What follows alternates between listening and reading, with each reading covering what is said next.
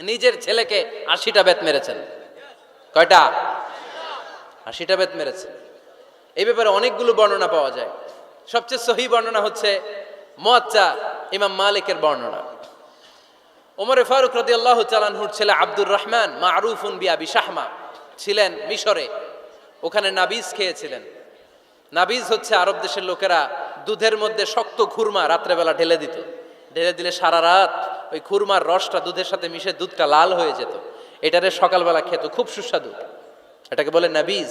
কিন্তু এটা রাতে ভিজাইলে সকালেই খাইতে হয়, রেখে দিলে আবার একটু সমস্যা হয়। এটা অনেকটা তারির মতো হয়ে যায়, মাতলামি চলে আসে। তো ওমরে ফারুকের ছেলে নাবিজ খেয়েছেন, মদ খাননি, নাবিজ। কিন্তু নাবিজ খাওয়াতে সাকরান চলে এসেছে। সাকরান চলে আসাতে এটা যখন প্রমাণিত হয়েছে, আমর ইবনুল আস রাদিয়াল্লাহু তাআলা আনহু নাকি 80 বেত মেরেছেন মিশরে। কয় বেত? নিয়ম হচ্ছে সবার সামনে, ইনি সবার সামনে না মেরে একটু গোপনে মেরেছে। এই তথ্য যখন ওমরে ফারুকের কাছে এসেছে, উনি বললেন না, মারতে হবে সবার সামনে, আলাদা মারলা কেন? ও মদিনায় ফিরে আসলে আমি আবার 80টা মারব। মদিনায় ফিরে আসার পরে সাইয়েদনা ওমরে ফারুক ওই আগের 80টারে আর ধরেন নাই, নিজ হাতে আবার 80টা বেত মেরেছেন। এই বেত মারার 1 মাস পরে এই আবু শাহমা ইন্তেকাল করেছে। অনেক ঐতিহাসিক বলে এই বেতের আঘাতে মরেছে, কেউ কেউ বলেছে নিজের রোগের কারণে মরেছে। কিন্তু দিস ইজ দ্য ইনসাফ সিস্টেম অফ ওমর। নিজের ছেলে বলে ছেড়ে দেয় নাই। এখন নিজের ছেলে হইলে 7 খুন মাফ, নেতার ছেলে হইলে 10 খুন মাফ, এলাকার মোড়লের ছেলে হইলে 10 খুন মাফ। নো পার্সিয়ালিটি ইন ইসলাম। ইসলামে পার্সিয়ালিটি নাই। আপনি নেতার ছেলে হন, আপনি বিজনেস ম্যাগনেটের ছেলে হন, আপনি যেই হন না কেন, ইসলামের দৃষ্টিতে সবাই সমান। চিল্লায় বলেন ঠিক কিনা? বনু মখজুমিয়া গোত্রের এক নারী চুরিতে ধরা পড়ল। সাহাবারা বললেন, নবী, মদিনার সবচেয়ে ভেরি প্রেস্টিজিয়াস এন্ড ডিগনিফাইড ফ্যামিলির মেয়ে, আপনি হাত কাটেন না, কারণ ইসলামের নিয়ম চুরি করলে কি কেটে দাও। বিশ্বনবী বললেন, বলো কি? হাত না কাটার জন্য তোমরা আমাকে রেকমেন্ড করছো?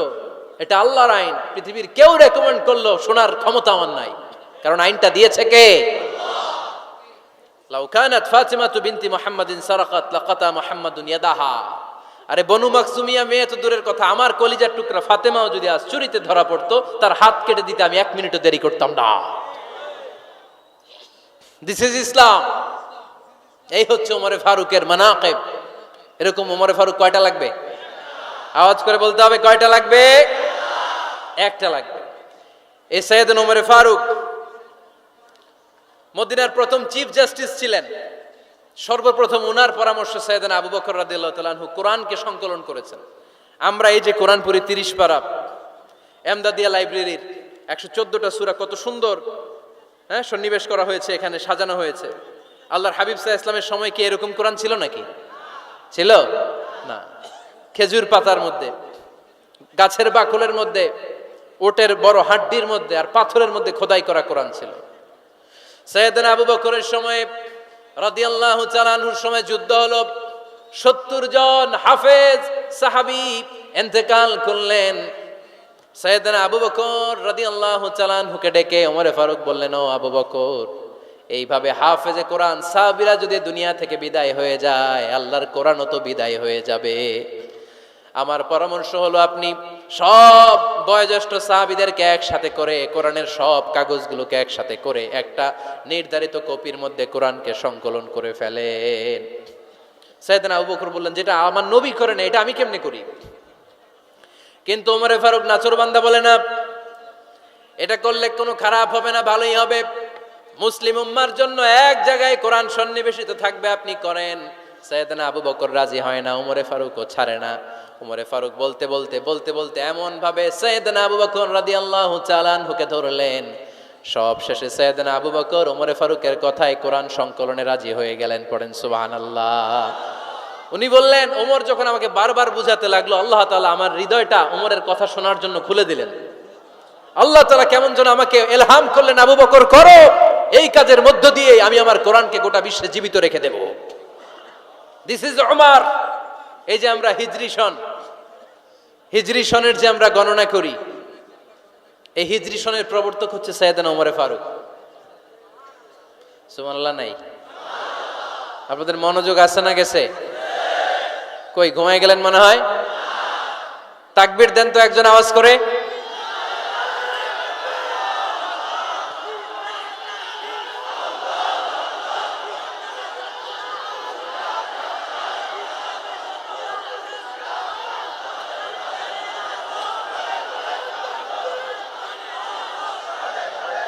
মাশাআল্লাহ, মাশাআল্লাহ। বসেন, বসেন, এখনই শেষ করে দেব কিছু সময়ের মধ্যে। আমরা একসাথে বিদায় নেব ইনশাআল্লাহ। ওঠা বসা করবেন না, ওঠা বসা করবেন না, বসেন।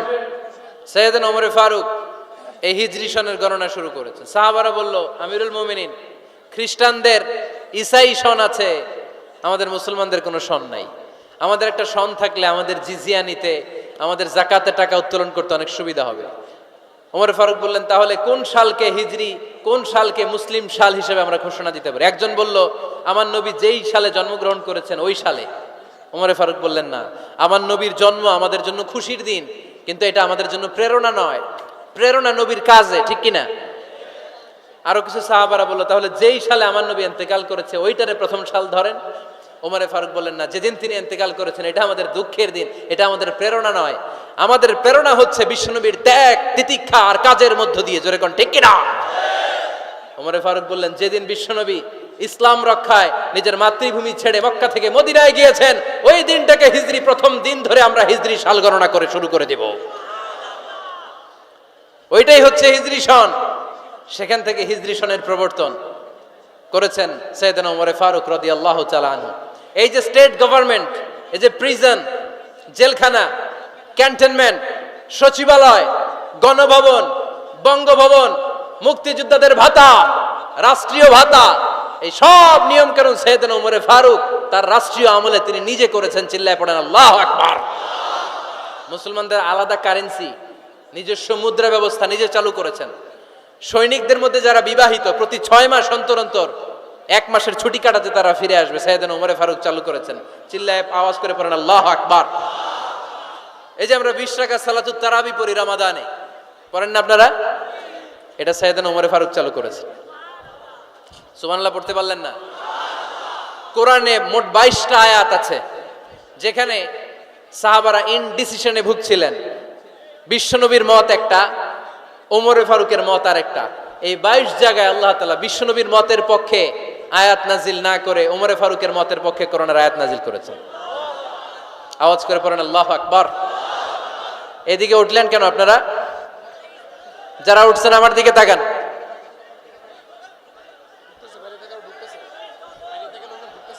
কিছু ভিতরে ঢুকতেছে, কিছু বাইরেতেছে না?